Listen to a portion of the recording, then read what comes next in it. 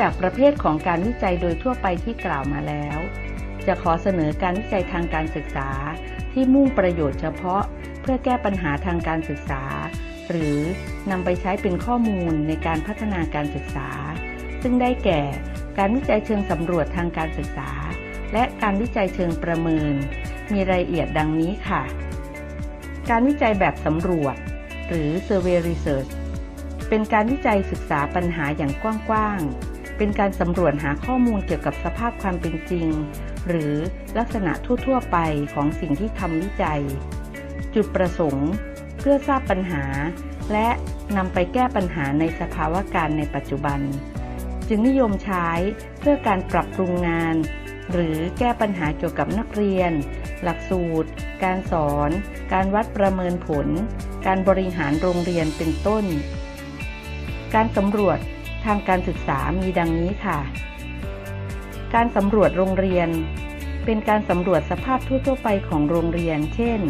การเรียนการสอนการวัดประเมินผลการเงินบุคลากรอาคารสถานที่ว่ามีความเหมาะสมเพียงใดโดยนำไปเปรียบเทียบกับสภาพที่เป็นมาตรฐานเพื่อนำมาเป็นแนวทางในการปรับปรุงวางแผนหรือบริหารโรงเรียนการวิเคราะห์งานเป็นการสำรวจสภาพการทำงานความรับผิดชอบและประสิทธิภาพของบุคลากรในการทำงานคุณภาพของงานเป็นต้นข้อมูลเพื่อนำมาใช้ในการปรับปรุงหรือจัดงานให้เป็นระบบจัดวางตัวบุคลากรให้เหมาะสมกับบทบาทและตำแหน่งหน้าที่การงานการวิเคราะห์เอกสารหรือ documentary หรือ content analysis เป็นการสำรวจสภาพความเป็นจริงของเหตุการณ์ทั้งในอดีตและปัจจุบันโดยอาศัยเอกสารหรือสิ่งพิมพ์ต่างๆเป็นหลักฐานเป็นการวิจัยที่มุ่งสำรวจข้อบกพร่องของเนื้อหากิจกรรมโครงสร้างหลักสูตรบทเรียนตำรากฎหมายระเบียบราชการคำสั่งต่างๆเป็นต้นเพื่อช่วยในการปรับปรุงให้มีความเหมาะสมต่อไป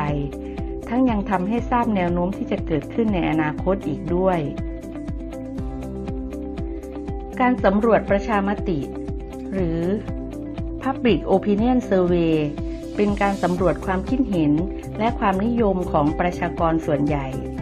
เครื่องมือที่ใช้มักนิยมใช้แบบสอบถามประกอบการสัมภาษณ์การสำรวจประชามติทางการศึกษามักจะใช้ในกรณีที่ต้องการการมีส่วนร่วม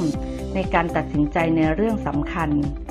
การวิจัยประเภทนี้จะต้องระมัดระวังมากเป็นพิเศษในเรื่องของการเลือกกลุ่มตัวอย่างวิธีการสุ่มตัวอย่างและขนาดของกลุ่มตัวอย่างการสำรวจชุมชนหรือ Community Survey เป็นการสำรวจลักษณะของประชากรชีวิตความเป็นอยู่ในด้านต่างๆเจตคติและสิ่งแวดล้อมเช่นเชื้อชาติศาสนาอาชีพขนาดครอบครัวการเกิดการตายขนบประเพณีวัฒนธรรมสุขภาพอนามัยที่อยู่อาศัยการศึกษาการปกครองกฎหมายความเชื่อความคิดเห็นเป็นต้น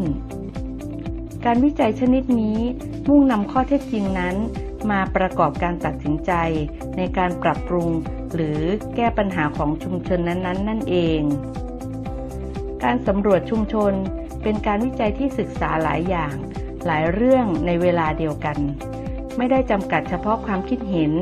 ในเรื่องใดเรื่องหนึ่งเหมือนการสำรวจประชามติเนื่องจากการวิจัยแบบสำรวจมีหลายแบบและแต่ละแบบต่างมีเทคนิควิธีการแตกต่างกันดังนั้นจึงจะขอกล่าวถึงรายละเอียดของการวิจัยแบบสำรวจโรงเรียนเนื่องจากมีการทำวิจัยที่มีประโยชน์ในการนำไปเป็นแนวทางแก้ไขปัญหาหรือพัฒนาการศึกษาให้ดีขึ้นซึ่งมีเรื่องที่ควรทราบเกี่ยวกับการวิจัยแบบสำรวจโรงเรียนดังนี้ค่ะความมุ่งหมายของการสำรวจโรงเรียนมีจุดมุ่งหมาย3ประการคือเพื่อศึกษาสภาพความเป็นจริงของโรงเรียนในปัจจุบันปัญหาและความต้องการ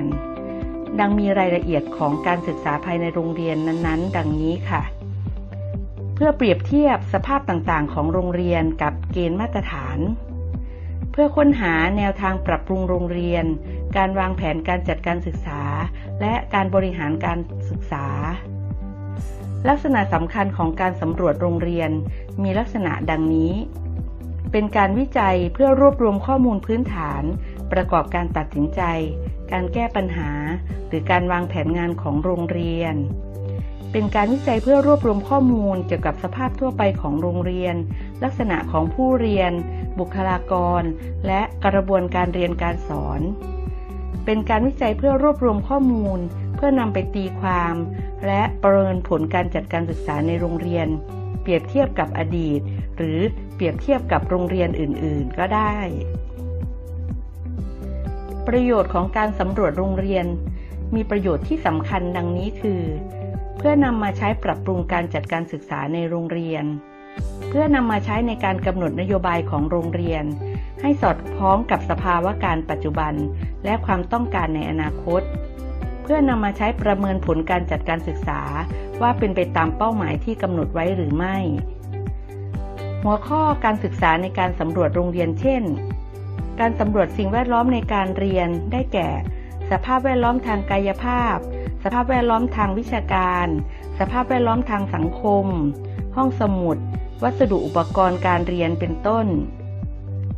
การสำรวจลักษณะของผู้เรียนได้แก่สติปัญญาความถนัดทักษะลักษณะนิสัยของนักเรียนรูปแบบพฤติกรรมในชั้นเรียนหรือที่บ้านการสำรวจคุณลักษณะของบุคลากรได้แก่ครูผู้บริหารเจ้าหน้าที่เกี่ยวกับเพศอายุการศึกษารายได้เจตคติประสบการณ์ในการทำงานเป็นต้นการสำรวจลักษณะของกระบวนการเรียนการสอนได้แก่หลักสูตรกิจกรรมการเรียนการสอนการบริการวิชาการรวมทั้งโครงการต่างๆของโรงเรียน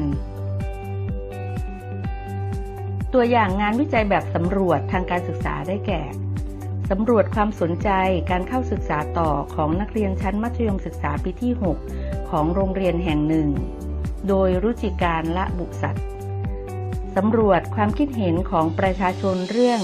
คุณภาพการศึกษาไทยสำรวจความคิดเห็นเกี่ยวกับการปรับปรุงการเกษียณอายุราชการตามลักษณะงานของสำนักงานกพ.การสำรวจการจัดการเรียนรู้ของครูระดับนานาชาติของ OECD เป็นต้น